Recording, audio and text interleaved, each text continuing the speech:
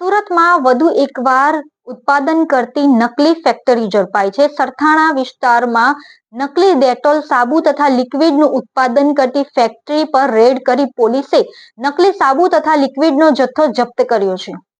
સુરતમાં વધુ એક નકલી ઉત્પાદન બનાવતી ફેક્ટરી ઝડપાઈ છે. સરથાણા પોલીસ મથકની હદમાં નકલી સાબુ લિક્વિડ બનાવતી ફેક્ટરી ધમધમી રહી હતી, જ્યાં બ્રાન્ડેડ સાબુ અને લિક્વિડ સહિત ઘરમાં વપરાતા કેટલાક કેમિકલવાળી ચીજવસ્તુઓ બનાવવામાં આવતી હતી.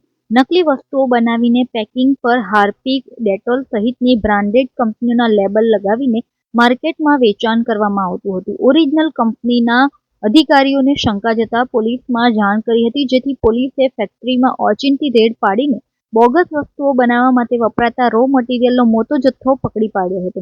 સરથાણા પોલીસ સ્ટેશનથી થોડા જ અંતરમાં આ ફેક્ટરી ચાલતી હતી, જેમાં સરથાણા પોલીસે છાપો મારી નકલી ફેક્ટરી ઝડપી પાડી હતી. આ ઘટનામાં ફેક્ટરી પાસે ખોરાક અને ઔષધ નિયમનની મંજૂરી પણ ન હોવાનું સામે આવ્યું હતું.